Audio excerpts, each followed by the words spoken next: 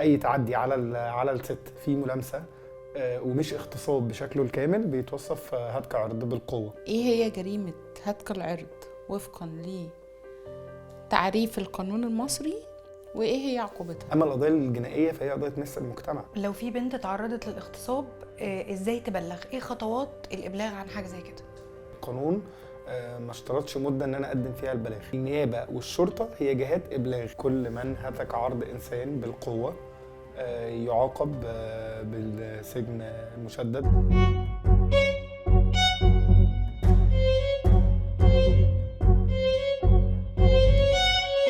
ازيك يا عبد الرحمن، عامل ايه؟ انا كويس الحمد لله. يا رب انت يكون ازيك؟ الطريق لهنا كان لطيف وسهل.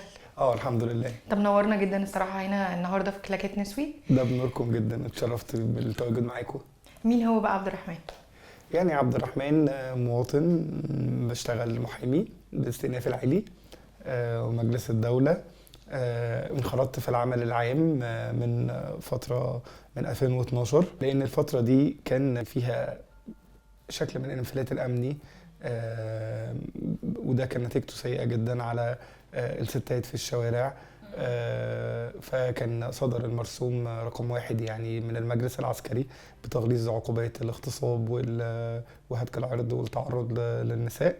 انا حسيت في الوقت ده ان في واجب ما تجاه ان احنا نتطوع للشغل على قضايا حقوق الانسان واخصهم يعني قضايا الستات. اشتغلت اكتر على قضايا العنف الجنسي مع مؤسسة نظرة.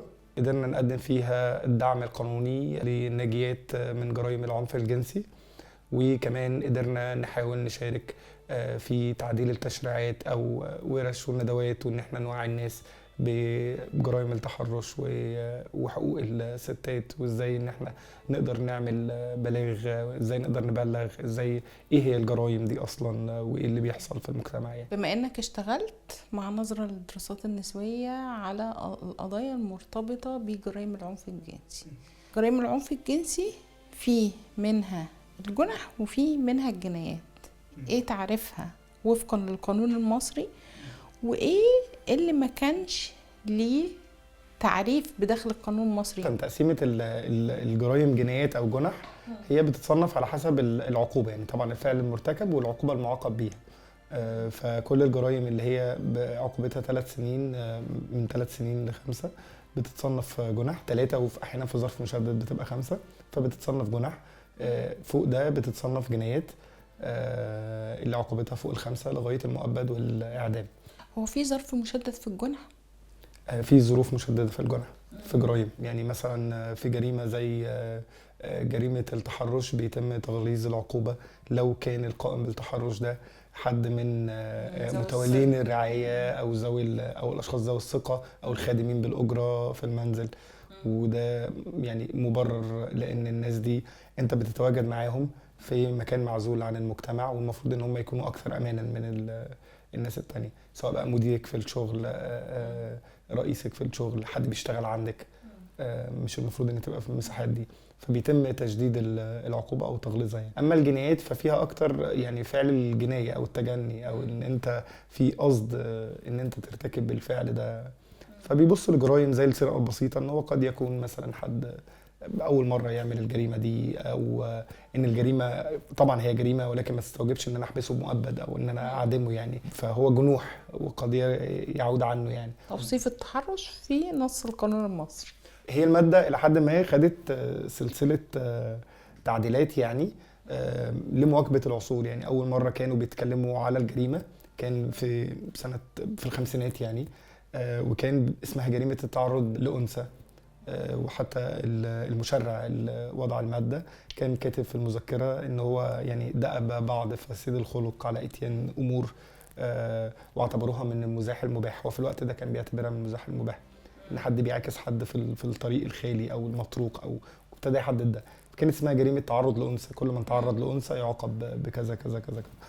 ثم تم التطور بقى بعد كده ان تعديل الجريمة دي من التعرض لأنثى ان كل من تعرض للغير. واللي انا بشوف ان ده تعديل جندري، يعني هو مين قال ان ممكن حد يتعرض لراجل او يتعرض لطفل، او فمش مش الانثى بس. فكل من تعرض للغير يعاقب بالعقوبات المنصوص عليها يعني في الماده. ويعد تحرشا جنسيا لو كان التعرض ده بغرض جنسي او باستخدام ايحاءات جنسيه او لطلب منفعه جنسيه. ثم تم تعديل المادتين. ماده التعرض للغير قالوا كل من تعرض للغير باتيان امور وايحاءات جنسيه بشكل واضح. ابتدى يتم عمل تعديلات استجابه للتطور الجريمه. ابتدى يتم ادخال عليها، هم كانوا بيتكلموا ان الجريمه دي في الخمسينات بيتم ممارستها في الشارع الخالي او مطروق، فكان هو ده اللي بيركزوا عليه والتتبع. تم اضافه الوسائل السلكيه واللاسلكيه. تم اضافه هل لو التحرش ده تم من الناس القريبه ولا من الناس البعيده، في مكان عام او خاص، مطروق او خالي، تم بوسائل تكنولوجيه او بالوسائل العاديه. القانون كان واضح في تعريفه لماده التحرش، قال كل من تعرض للغير باتيان بقى امور، الفاظ، ايحاءات، اشارات جنسيه. تمام. اما جريمه التحرش الجنسي فهو الماده 306 مكرر ب ان هو قال كل التعرض اللي حصل في الماده السابقه ده اذا كان في طلب منفعه جنسيه، يعني هو كان بيتكلم ان هو تحرش جنسي، بس لو كان في طلب منفعه جنسيه فبيتم تغليظ العقوبه دي. هو في الماده اللي قبليها كان بيتكلم ان الحد الادنى 2 والحد الاقصى 3 سنين، ولو في تتبع وملاحقه بيتم مضاعفه الحد الادنى فبيبقى 3 سنين والحد الاقصى 4 سنين. ثم في الماده اللي بعديها قال لو كان في طلب منفعه جنسيه بترفع العقوبه ل5 سنين في ماده 306 مكرر ب لو كان في طلب منفعه جنسيه. ايه هي جريمة هتك العرض وفقا لتعريف القانون المصري وايه هي عقوبتها؟ جريمة هتك العرض في القانون المصري نصت على كل من هتك عرض انسان بالقوة يعاقب بالسجن مشدد ما يقلش عن 7 سنوات، ممكن توصل العقوبة ل20 سنة. حتى الناس برضو عندهم تساؤل يعني ايه اصلا هتك العرض وايه هو العرض في القانون. القانون او محكمة النقض هي اللي وصفت لنا يعني ايه عرض. قالت ان العرض ان هي مواطن العفه لدى المراه، ويعني لحد ما وصفته من اول الوش او الرقبه لغايه الرجلين، ان دي مواطن عفه لدى المراه او لدى البشر يعني كلهم، ما يجوز ان حد ان هو يعتدي عليها. الجريمه بتشمل تعريفات، وهيحصل هنا خلط ما بين الجريمه، لان مثلا تعريف جريمه الاغتصاب في القوانين بره غير في القانون في مصر. احنا هنا لو ما فيش شكل معين لجريمه الاغتصاب بيتم توصيفها هتك عرض. اي تعدي على الست في ملامسه ومش اغتصاب بشكله الكامل بيتوصف هتك عرض بالقوه. كلمه القوه او ركن القوه في جريمه هتك العرض مش مقصود بيه القوه الماديه، يعني مش ان الجاني يقوم بتكبيل او يقوم بفرض القوه الجسديه على المجني عليها، ولكن محكمه النقض برضو وصفت لنا قالت ان هو ركن القوه بيتحقق في اي صوره لانعدام اراده المجني عليها. فلما تقول تعريف زي ده فاحنا وسعنا دايره تعريفات القوه، فاذا هيشمل المباغته قوه، الانخداع بالمظاهر قوه، كل ده ركن من اركان القوه. كل شكل ما بيبقاش فيه اراده، ما بيعبرش عن اراده المجني عليه، فهو ركن قوه. وعقوبات جريمه هتك العرض ما تقلش عن 7 سنين سجن مشدد، ما تقلش عن 7 سنين، والحد الاقصى الى حد ما مفتوح لغايه 20 سنه مثلا، يعني لغايه قبل المؤبد. اغتصاب في القانون المصري عقوبته اعدام او مؤبد. النص بيقول كل من وقع انثى دون رضاها. طيب برضو مهم ان احنا نشوف ان المشرع بيعرف المواقع ازاي، او محكمه النقض عرفت لنا المواقع هي اشترطت ان هو يكون بالشكل الطبيعي، شكل العلاقه الطبيعيه اللي ما بين الزوج والزوجه او ما بين راجل وست، ان يكون انه يحصل علاج في المناطق المتعلقه بده. فبالتالي الاغتصاب الفموي ما بيعدش كلمه اغتصاب في مصر، ولكن بيعد هتك عرض. والاغتصاب الشرجي ما بيعدش اغتصاب. الاغتصاب بواسطه الادوات او الالات ما يعدش اغتصاب. لو في بنت تعرضت للاغتصاب ازاي تبلغ؟ ايه خطوات الابلاغ عن حاجه زي كده؟ قانون الاجراءات في مصر وضع علينا الشكل اللي احنا نقوم بيه بالابلاغ، وهو من اختصاص مأمورين او ما يسمى في القانون بمأمورين الضبط القضائي، اللي هم رجال السلطه العامه كلهم، من اول بقى امين الشرطه وضابط الشرطه نقطه الشرطه، كل دول اسمهم مأمورين ضبط قضائي. بيتمتعوا بالصلاحيه دي. القانون قال على مأمورين الضبط القضائي تلقي الشكاوى والبلاغات، تمام، ورفعها الى النيابه العامه، تمام. والنيابه العامه برضو جهه لتلقي البلاغات دي. فانت يجوز ان انت تبلغ في اسم الشرطه، يجوز ان انت تبلغ في النيابه، يجوز ان انت تبلغ عن طريق التليفون اللي هي خط النجده. كل الطرق اللي انت تقدر تبلغ بيها هي متاحه ليك. هو ما حطش شكل معين لطريق البلاغ، ولكن قال ان كل دي اماكن بيصل فيها الابلاغ. وكمان مع التطور اللي احنا فيه بقى في صفحه النائب العام بتقدر تقدم منها بلاغات او شكاوى، بتقدر يعني تبعت منها برضو حتى بلاغ او مناشده حتى يعني. ايه الخطوات الأساسية اللي لازم تتعمل في عملية الإبلاغ عن جريمة اغتصاب؟ جريمة الاغتصاب هي جريمة إثباتها مهم جدا، لأن هي جريمة ما فيهاش 2 أو 3 حبس. هو يا مؤبد وإعدام يا ما فيش، إن الجريمة غير كاملة الأركان. فلذلك المشرع أو المحقق في الوقت ده بيبقى مهتم إن هو يحقق شكل الجريمة دي كلها، أركانها بتتحقق إلى حد ما عن طريق الطب الشرعي. الطب الشرعي هو طب وزارة أو خبراء الأطباء بتوع وزارة العدل للكشف عن الجرائم، علشان الطب الشرعي بيطابق أقوالها مع اللي هو هيوصل له. فبالتالي مفيش عرض على الطب الشرعي قبل التحقيق، لازم إنه يكون بعد التحقيق. بعد التحقيق طبعا احنا بننصح او بنقدم النصيحه للناجيات في الوقت ده بحاجات مهمه، يعني حتى ولو يعني مثلا ممكن ما يكونش هي راحت بلغت على طول بعد الواقع، ممكن اخدت فتره بعديها. يفضل ان انت تحتفظ بالملابس مثلا الداخليه اللي كانت في الوقت ده لابساها، او كل الملابس اللي كانت لابساها، علشان الطب الشرعي لما بيجي يحقق بيقوم بعمل تحليلات معينه. فلو لقى سائل من الرجل، ضوافره، اي يعني اي حاجه يقدر ان هو يكشف بيها الجريمه، او ان هو يوصل انه يطابق الجريمه بالشكل اللي هو بلغت بيه، هيبقى مفيد جدا. وطبعا عدم وجوده ما يعنيش ان الجريمه ما تمتش، ولكن انا زي ما فهمتك ان هي جريمه لازم المشرع او لازم المحقق يكون واصل لشكلها الكامل وكل الادله فيها، وان هي تمت او ما تمتش. فبالتالي بيبقى مهم ان احنا نحافظ على الحاجات دي للمحكمة. يعني دلوقتي هل القانون المصري بيتعامل مع الضحيه ان هي لازم تثبت الواقع ده بنفسها؟ لا، هو ما بيتعاملش ان هي لازم تثبت، تمام، لان هو اللي لازم يثبت هو وكيل النيابه، مش المجني عليها، يعني زي ما بيصار يعني. قصه عبء الاثبات يعني هي اكتر مثلا في القضايا المدنيه. اما القضايا الجنائيه فهي قضايا تمس المجتمع. انا مش هستنى، عبء الاثبات بيقع على النيابه العامه، وعلشان بيقع على النيابه العامه فبذلك بتمشي في البروسيس اللي انا قلت لحضرتك عليها، اللي هي ان انا لازم احقق ولازم اتيقن من كل الاقوال، ولازم اسال مره واثنين وثلاثه.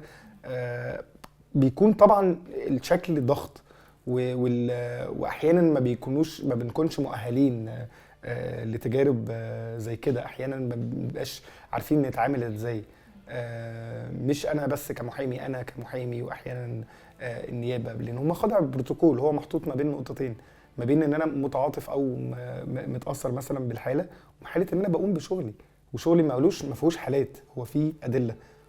فانا محتاج اجيب الدليل. كل شيء يصلح كدليل. القانون المصري ما حطش معيار للدليل. ليه تقديم كل شيء يصلح كدليل ده مش بيدخل في اطار برضو عبء الاثبات على النجيه؟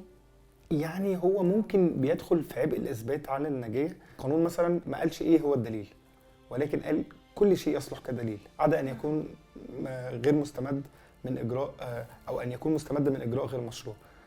اي حاجه هتقدمها تصلح كدليل او تحقق شكل الدعوه او تساعد النيابه في الوصول للحقيقه، هي كده النيابه هتحقق، تمام. بس في فرق مثلا ان انا بحقق وانا بقدم لها دليل مثلا واضح، فانا بساعد ده في التحقيق، واولا جزء منه الحق بتاعي بيرجع، والجزء الثاني اللي هو دور النيابه اللي هو حمايه المجتمع من بقيته. فانا بساعد بده، انما انا مش مجبر على ده. انا بس ده اللي عايز اقوله، ان انا مش مجبر، مش انت ما قدمتليش دليل فانا مش هعمل كده، لا. او مش هروح ابلغ، ملوش علاقه، انا هبلغ وانت يا نيابه قومي بدورك في ان انت تثبتي الجريمه اللي وقعت عليا. والجنايات النيابه مش بتستنى حتى ان حد يبلغها بيه، هو مجرد علمها بيها هي بتقوم بالتحرك، لان هي بتمثل المجتمع كله. تمام. لو بنت تعرضت لواقعة عنف جنسي، دخلت في حالة انكار وما قدرتش تبلغ، سواء بقى كانت تحرش أو سواء كان اغتصاب، ومر عليها فترة كبيرة من الزمن، هل بيحق ليها الإبلاغ عن الجريمة بعد مضي فترة كبيرة من الزمن؟ قولا واحدا ايوه يحق لها. يحق لها لان القانون ما اشترطش مده ان انا اقدم فيها البلاغ. تمام. طبعا التاخر هيصيبه حاجات كتيره جدا، زي ان في حاجات هتطمس او حاجات هتختفي. طمس الأدلة. او هتختفي بحكم الزمن او بحكم الوقت يعني. مش هتبقى موجوده. بس ده ملوش علاقه بان انا ابلغ او ما ابلغش. انا النيابه والشرطه هي جهات ابلاغ، ابلغهم ايا كان الوقت، ابلغهم بالجرائم اللي حصلت لي. النيابه بقى تحقق او النيابه ما تلاقيش دليل فتقرر مثلا ان هي تحفظها اداريا لحين وجود دليل، ده امر النيابه، لان في الاول وفي الاخر هي المنوط بها حمايه المجتمع ده. ولكن انا دوري بيقف على الابلاغ. النيابه مش هتعرف كل الجرائم، او مش هتعرف حتى الجرائم اللي بتحصل في اماكن خاصه. لو انت ما جيتش بلغتني انا مش هعرف، وانا مش عايش وسط الناس. انا مفتوح ان انا اتلقى البلاغات دي في اي وقت. ايه يتم اثباته؟ احنا لو عندنا اي دليل نقدر نقدمه. طب ما الشهود يا جماعه دليل، اللي شافوا الجريمه دليل، الكاميرات والحاجات دي كلها ادله، تعتبر ادله وما بتنتهيش مع الوقت. فده شأن النيابه. انا دوري بيقف على الابلاغ، دوري كمجني عليه او كمواطن شاهد جريمه جنايه او جنحه، او كل من علم، يعني زي ما القانون بيقول كل من علم بجريمه فعليه الابلاغ بها. انت دورك بيقف على الابلاغ، انما التحقيق مش دورك. التحقيق يبقى اذا اي بنت حبت تبلغ عن واقعة عنف جنسي بعد مضي فترة معينة من الزمن، احنا هنقول لها روحي بلغي، مفيش حاجة في القانون بتمنعك ان انت تبلغي. بالظبط. الأدلة والإثباتات هي من سلطة النيابة كمان، مش من سلطتك بشكل أساسي أو بشكل كبير. حتى ولو وجدت معوقات سواء من الشرطة أو من إن حد مثلا، لأن أنا سمعت من ده كتير إن حد ما بيبقاش مصدقها أو يقول لها إيه أنت إيه اللي بتقوليه، أنت لسه فاكرة، أو ملوش لازمة إن أنت تعملي فأنا أحب أقول لها إن تعملي المحضر ده بعد قد إيه. بالظبط. جهات الإبلاغ كتيرة جدا. يجوز إن أنا من أول اسم الشرطة أو نقطة الشرطة لغاية النائب العام، لان النائب العام ده هو بيمثل حق المجتمع، ان انا اكتب له عريضه واكتب فيها التفاصيل دي. اجراءه اللي هو هياخده ده اجراءه المسؤول بيه قصاد المجتمع وقصادنا، وهو بيطبق فيه القانون. فكونه بقى ان هو يحقق، يقرر ان هو يحفظ، يقرر ان هو مفيش دليل، برضه في اجراءات قانونيه بقدر اقدمها، زي ان انا اتظلم او ان انا اقدم طلب باعاده فتح التحقيق لو انا معايا دليل تاني مثلا او جد جديد مثلا. في ناس كتير قوي يا عبد الرحمن بتخاف ان هي تبلغ علشان خايفه على بناتهم، خايفين مثلا الشخص ده يلاحقهم بعد كده، يحصل مشاكل من الناس اللي راحوا بلغوا عنهم. هل في اي حاجه المبلغات او المحامين يقدروا يعملوها عشان يحافظوا على بيانات الناجيات؟ بصي، دي من اكتر الحاجات اللي واجهتنا في جرائم العنف الجنسي، لان يعني حتى تصنيفها في القانون المصري، يعني في الكتاب الرابع، ان هي جرائم هتك العرض والاخلاق والشرف. فبالتالي الموضوع متعلق في مصر بالقيم والعرف والقيم. واحيانا وجدت، يعني انا اشتغلت قضيه كتير كان بيتم الضغط على يعني اب مثلا على بنته، ما تسويش سمعتنا، هنتفضح، كل الكلام ده. هل المشرع المصري او هل المجتمع المصري لم يلتفت لده؟ لا طبعا التفت ليه جدا، وتم يعني بالذات الستات يمكن اكتر دور بذلوه فيه، هم صرحوا بشكل واضح يا جماعه لما اتسالوا انتوا ليه مش بتبلغوا، قالوا مش بنبلغ علشان بنتفضح وعلشان بيتم ملاحقتنا، والله اعلم التحقيق هيحصل فيه ايه وما يحصلش فيه ايه، احنا مش عايزين الضرر ده يحصل. المشرع وعلشان كده انتشر المشرع ما كانش بعيد عن وفي فترة جائحة كورونا في 2020 طلعت شهادات كتيرة لبنات عن وقائع عنف جنسي، وكانت الشهادات مجهلة، وبعدها المجلس القومي تدخل وتقال بشكل واضح وصريح تعالوا بلغوا واحنا هنحافظ على بياناتكم وهويتكم. وبعدها اتعمل حملات كتيرة مننا كمجموعات نسوية عن حماية خصوصية بيانات المبلغات، لحد ما في 5 سبتمبر 2020 صدر نص قانون بينص على حماية خصوصية بيانات المبلغات. لكن كان هذا النص في مشكلة في صياغته، والمشكلة التانية في انه لم يصدر لي لائحة تنفيذية لتطبيقه. انا عايزة اعرف ايه الاشكاليات فيما يخص النص المستحدث، وازاي انا كمبلغة في جريمة عنف جنسي اطلب باستخدام المادة دي او تفعيل. طب اولا انا حابب اقول ان النص الماده ده صدر نتيجه للحراك الستات في مصر ونتيجه لمطالباتهم. مطالباتنا ممكن تغير، انا عارف ان هي مش ممكن تغير الشكل الكافي، بس انا برضو المشرع والعمليه القضائيه وحتى النيابه زي ما قلت لك هم عايزين حد يبلغهم بالحقيقه. هم ما يعرفوش الواقع، في وقائع ما يعرفوهاش، في وقائع تمت في اماكن خاصه، انا هعرفها ازاي؟ انا ماليش ان انا اخش مكان خاص كنيابه او كشرطه غير لما حد يقدم لي بلاغ او حد يتم بالشكوى. فده كان نتيجه للمجتمع. المشرع نتيجه لده تم الاقرار مواد زي كده، ماده زي ماده 113 مكرر، بحيث لما كان استجابه لمطالبات الستات ان احنا ما بنبلغش لان احنا بنخاف، او لان بيتم التشهير باسمائنا او بيتم نشرها وبنتعرض لملاحقات من المجني عليه وابتزاز. يعني احيانا طبعا بيبقى في تهديد، بتوصل للتهديد ان انت مكانك مكان اهل مثلا المجرم او اهل المتهم عارفين مكان بيتك، فانت عايش مهدد، وبتوصل للتتبع والملاحقه، والتتبع والملاحقه ومحاولات الضغط للتنازل عن بالظبط. القضيه او تغيير حتى الاقوال فيها. وكمثال زي مثلا واقعة فتاة المول، انه البنت راحت بلغت وهو اتسجن وقرر يطلع من السجن ينتقم منها، فتتبعها وضربها بالمطوة. ولو كان في النهاية تعتيم او حالة اخفاء لبياناتها، وما كانش قدر يوصل ليها وينتقم منها بالشكل ده. ده حقيقي، والواقعة دي كانت مفجعة جدا في مصر وكانت صادمة. بعديها تم الالتفات لخطورة وجود بيانات البنات، ويمكن هي مش المشكلة بس كمان البيانات، هي كانت المشكلة في عدم وجود ستات في الاسم أصلا. فأنا بضطر إن أنا أحكي الواقع مرة واثنين وثلاثة وأربعة لأمين الشرطة ولضابط الشرطة، ثم بقى للنيابة، ثم البروسيس. كل ده كان بيبقى أمر مرهق.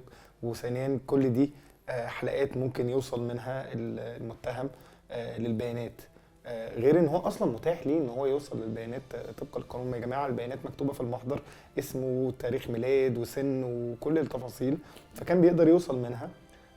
ونتيجه لكل الاشكاليات دي واللي الستات طرحوها، يعني تم الاستجابه بوضع الماده 113. 113 كانت اجتهاد من المشرع المصري ان هو عايز يعالج المشكله، بس الى حد ما هو مش فاهمها او مش فاهمها، مش واصل له ايه مواطن الخوف في الموضوع. فتم اقرار الماده بشكل سريع، يعني استجابه ليهم، يعني استجابه للمطالبات.